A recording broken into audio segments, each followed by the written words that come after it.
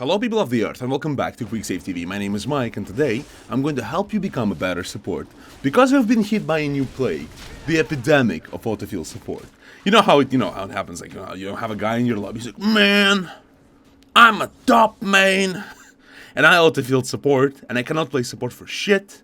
And he goes to lane and he doesn't know what he's doing, he stands on the tower, your AD carry gets fucked, which usually this AD carry is me. I dislike this quite a lot. And this is originally why I started learning support, and here I will help you become a better support. Much better than you ever was. Maybe not the best, maybe not the challenger level support, but definitely a diamond level support. All of the things I'm going to talk about will work up to diamond 100% because I tested them myself. And yeah, let's begin.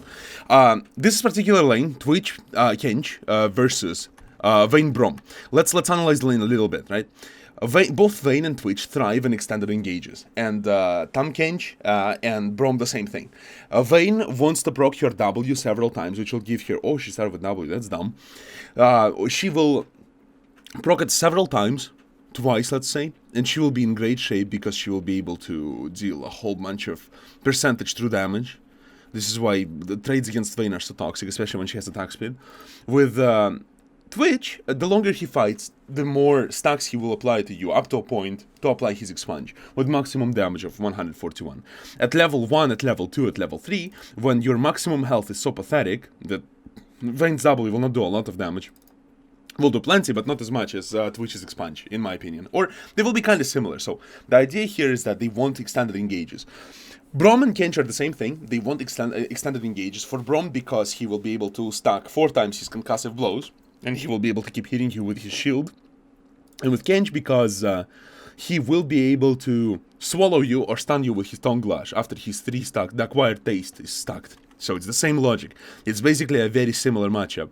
But both are a little bit stronger at the early stages of the game. Twitch is a little stronger than Vayne, specifically in this matchup, and Kench is a little stronger than Braum early on. Later on it's going to even out. Vayne will be able to do better and different things, and Braum will be able to do better and different things again. He will potentially be able to stun the whole team. Now let's take a look at the runes quickly. So, ignore that. The runes are as follows. We want to see the Twitch and Kench. So Twitch has Fervor of Battle, Vayne has Warlords. Twitch has less attack damage, but a lot of attack speed, has 9 magic resist instead of 12, and 8 armor instead of 9, that's bad. And Vayne has, because you always want to have 9 armor, it's kind of important, and Vayne has 15 attack damage, 9 armor, 1.3 attack speed, and 9 magic resist, which is bad when you expect a lot of punishment. You need 12 magic resist on AD carry almost always, because you don't want to get fucked. Unless you're playing against someone that doesn't deal a lot of magic damage, like say Janna, or some like Camille support, some weird and brutal. And there it is, right? Now, the difference between Fervor and Warlord, you know all AD carries now, with the exception of Jhin and occasional Misfortune, will use Fervor of Battle or Warlord's Bloodlust. The difference between those two is that Fervor of Battle will do massively more damage later on, and Warlord's Bloodlust is better on lane, I'm better at staying alive. Now, generally speaking, AD carries with Fervor will need more peel, but will deal more damage. And AD carries with Bloodlust will deal less damage, but will require less peel. This is the, the rule of thumb, basically. So this means for me that I have to protect Twitch harder. I have to apply more pressure so he doesn't get fucked, because he cannot lifesteal the health away. But Vayne can, so in order to Vayne to survive the lane, Braum has to do less, first of all, and second, if I want to apply pressure against Vayne, I need to do more to make sure I offset her healing. That's about it in terms of runes of our AD carries. In terms of support, so here are the things. Braum has Colossus, right, and I have Bond of Stone, which you should absolutely have when you play. Part of the problem with Epidemic of bad supports is the following. Every AD carry, they heard that Colossus is broken. They know that Colossus is broken, but not on support. Nobody realizes that. I mean, very few people realize that the Colossus is only broken on characters that are not supports. Because on bot lane, when you play a tanky support, say a Braum, or especially Braum and Tahm Kench, they're super fat, compared to even Thresh, for example. They're super fat, so you want to share your fatness with your team. And Bond of Stone is the only effective way to do it from the start. When you combine Bond of Stone with Knight's Vow, you become absolutely obnoxious piece of shit. So what's the difference? Colossus is a selfish mastery that will allow you, mastery keystone, that will allow you to survive more. But generally, as Braum, you will not come under a lot of fire, so you don't need it, first of all. And second, your Vayne will be left defenseless. If he would have Bond of Stone, it would be harder for me to move Vayne just by the virtue of him standing next to her. By the same token, because I have Bond of Stone, when I'm next with my teammates, any one of them, but specifically Twitch and Vigar, I will be able to share my tankiness with them even when I'm not directly hit, which is really important. This is why Bond of Stone is a superior choice when you want to be a tank for your team, especially in a support position. Next, it's only in a support position because it kicks in from level 1. You don't have to wait for anything, it's not like, oh, I have to wait until team fights. No, from level 1, you help your AD carry and later on you help other people. Now, in terms of runes, at 30 armor and 12 magic resist, you could make a case to have a little less armor and a little more magic resist, but not against Braum. Not in this particular matchup. You need to have more armor. But yes, it absolutely can be made. And also, there's Yasuo, Graves, Vayne against Ahri and Braum only, magic damage dealers. So, I really want to have a lot of armor. In case of Braum, he has 12 magic resist, 70 HP, and 20 armor. It's a bad idea. I'll explain to you why really quickly. On level 2, I will come back to it, if I do not forget. So, let's keep going with this thing. After such detailed explanation of runes and such, it's a bad thing because, let me say it right away, he right now has 772 HP. At level 2, he will already exceed 800 health. Why it's important? So, look at it this way. Each point of armor and magic resist increases your effective health by 1%. So when you have 800 HP, 1 point of armor is effectively 8 HP against physical damage. This is why having a lot of health is redundant now, because they nerfed after Season 3, when it was amazing, and I was one of the first people who did this. I came to it naturally. Then I've seen everyone doing it. But I never patented it or anything, so I cannot prove it. So, and in Season 4 they nerfed it. What ended up happening is that health runes are no longer as effective as they ever were, and they're absolutely useless now. Nearly absolutely useless. You could still make a case for scaling health, but flat health, no, not at all. And so, because of that, he will be in a disadvantage from level 2 onwards. His runes are suboptimal, and it will show. So, on lane, there's two things that you need to do as support, right? You need to apply pressure, and you need to ward. And exactly in this order. Applying pressure is more important than placing wards. But now we have a Lee Sin gank. It's not something that will usually happen, but when you have a gank when you have a gank, there's two ways to act. You can exhaust the target you want to kill, say Vayne. We want to burn her summoner spells. This is important. We're unlikely to kill her at such a low level because there's nothing for me to do. I only have a Tongue Lash. I don't have the Consume Devour yet. Twitch doesn't have W, so he will not be able to slow them. So because of that, we're unlikely to kill someone. But if we exhaust her early, I'll give Lee Sin time to move in, and we start chasing her. So basically, we try to deal as much damage as possible. She flashes correctly, and then she will be forced to heal. Great, she's healed. And so we burn her flash and her heal. And at the end of this gank, basically, we did a whole lot of good. I take some more damage than is necessary, but it's fine. I'm not really suffering. I'm just gonna eat the biscuits, and I will be in great shape. And because of the Relic Shield, I can afford to do that. So, Lee Sin with a successful gank, we didn't kill anyone, but we burned 3 summoner spells for our 1, which is perfect. And so now what I will keep doing is try to apply as much pressure to Vayne as possible. And applying pressure is basically dealing damage or positioning yourself in such a way that AD carry cannot ignore you, or enemy team has to, respond to your actions. And by doing so, I will try to deplete her health. And notice how when I deal damage to Vayne, it is completely unmitigated, and Braum is very healthy. That's a very bad sign. Generally, what you want to have is your AD carry to have more health than your support, and generally that means you're doing a better job as a support. Because your pressure is not just, oh man, I'm standing there and doing nothing. No, your pressure generally translates in damage. And when you apply pressure correctly, when against a tank support, such as Braum, he's a utility tank, right? When you apply pressure against Braum correctly, you deal damage to his carry, and there's nothing he can do about it when he's so shit and he doesn't have Bond of Stone. So when I can hit Braum, of course, I will hit Braum. There is no problem with that. I will try to consume him when I can. I walk literally to him, because he positions in a very awkward fashion, and ended up securing the kill for us. So it was really simple, right? I'm trying to find an opening in the enemy armor, and I strike at it as hard as I can to deal maximum amount of damage with the least damage returned to me. So I never let Vayne give hit me 3 times with her W, so that her W never procs, and I try to focus my aggression, my damage, onto Vayne as opposed to Braum. But when I can't hit Braum, you know, I will hit Braum, there's no problem. But generally, you need to deal damage to the point that is weakest, right? So when you're playing against Soraka lane, you should focus on Soraka, because Soraka cannot heal herself, she can only heal her ally. When you're fighting against Braum Vayne, you should deal damage to Vayne, obviously, because Vayne is the weakest part of this combination. So now that I expanded all of my mana, then I get a kill for my carry, I can easily recall here, he's safe, Braum is still going to lane, I will be able to buy a couple of things for me, I upgrade my shield, and I get myself a refillable potion. I get myself a refillable potion in order to get the corrupting flask, whatever it is, thingy, the one that costs 500 gold, and the reason I take it to have more sustain on lane, and to, more importantly, have more damage on lane and beyond. Now that I'm back, again, the enemy will back off, and if they don't back off, they will pay, because I will deal a whole bunch of damage. Again, this thing I was doing there, I was applying pressure, but in one sense. I forced Vayne to use her Condemn, which was a little bit awkward, honestly. She didn't have to use it because I was in their lane. But I bluffed a little bit. I was in their minion wave. I bluffed a little bit, and so she used her Condemn, which costs a lot of mana. And you see a huge chunk of mana wasted. Whenever I will take the third hit from W, of Vayne, you know, proccing the passive, I will use my E, undoubtedly. So, you know, so I can deny a whole bunch of damage that is coming from here. And the same thing continues, right? This will never stop until we leave the lane, right? I still try to apply pressure. I position myself so I zone here from minions or whatever. It doesn't matter what you do really or how you do it, as long as you apply pressure and they cannot hit Twitch for free.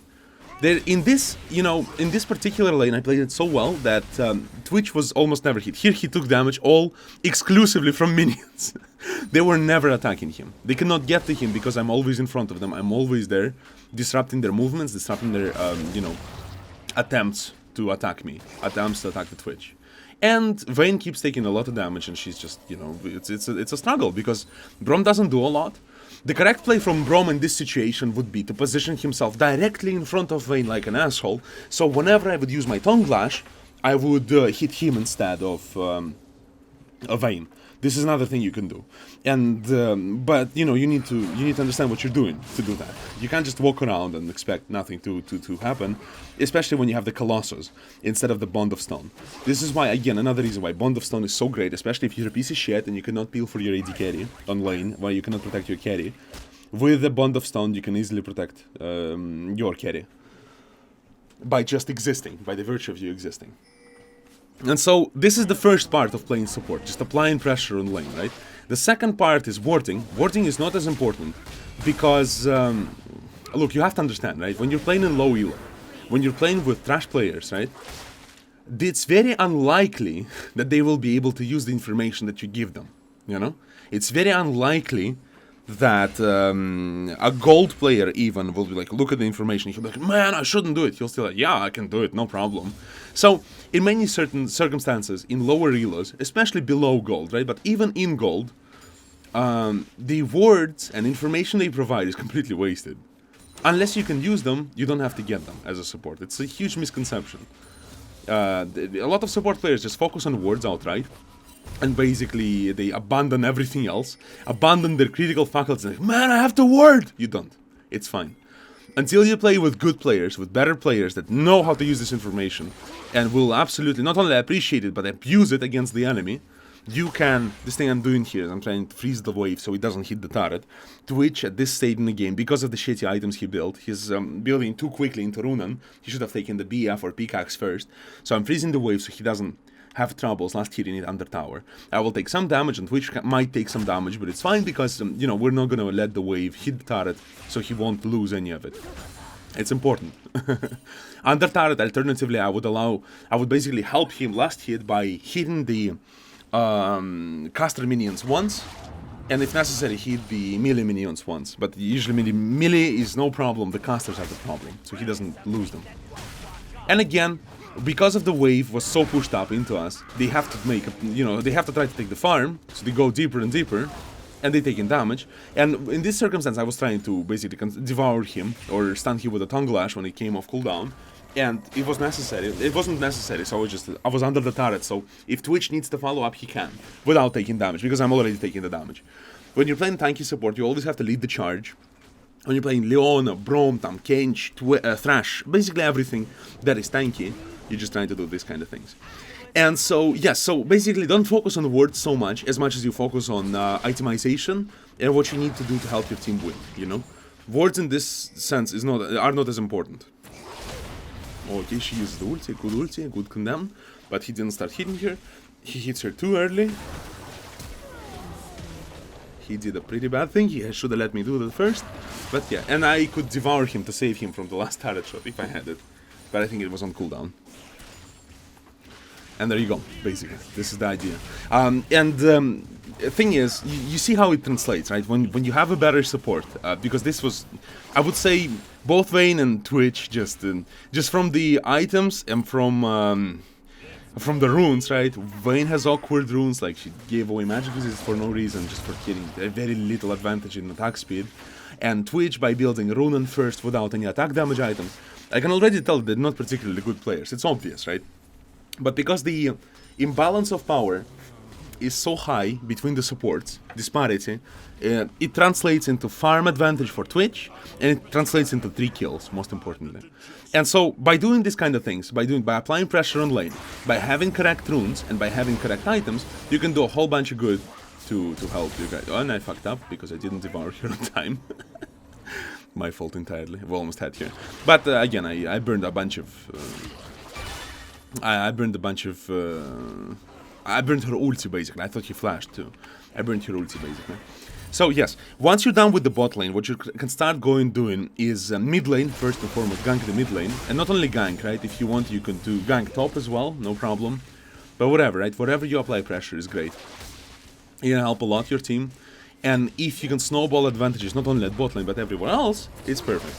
Also, you can, when your bot lane is winning, it's really easy to take the dragon, so you just can call your jungler and say, hey dude, let's go take the fucking dragon. It's free as shit. Come with me. And so that's that. So, if you take anything away from this video, is that, take this, right? Support is, you know, only in name called support. Support, you know, in practice, does a lot more than just supporting.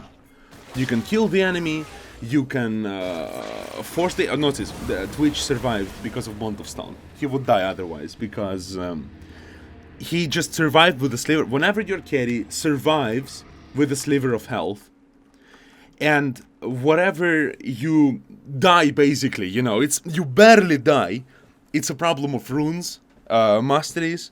It can be a problem of items as well, but usually it's a problem of runes and masteries, because by having just a little edge there, by having Bond of Stone, even though they perfectly focused Twitch with Vayne, you know, with her good items, with Braum trying to focus as much as possible on him, they were still unable to finish the job because of Bond of Stone and because I tried as much as possible to stop the correct target from hitting him. And that's that, you know? That's basically what it is.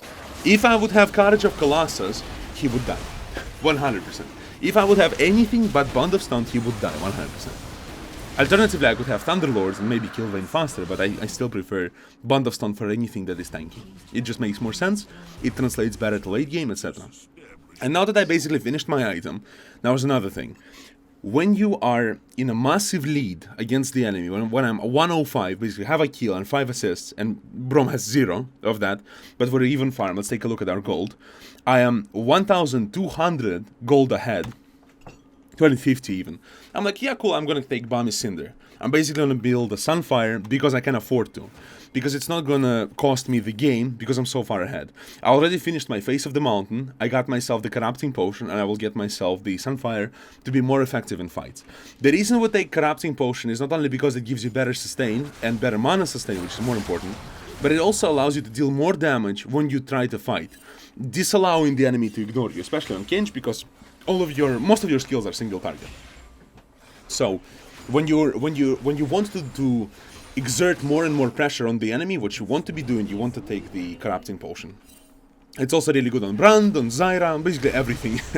On any, even on Soraka, if you're gonna deal damage, it's a good idea.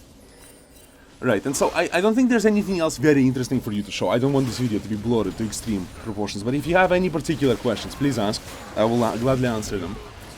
Because, you know, basically, like for me, like when I started playing support, the most important thing that I had to learn was that I have to have good runes and good masteries. you know, not just like, oh yeah, you know, I think whatever and I try to support. No, it's very important because you will be under fire.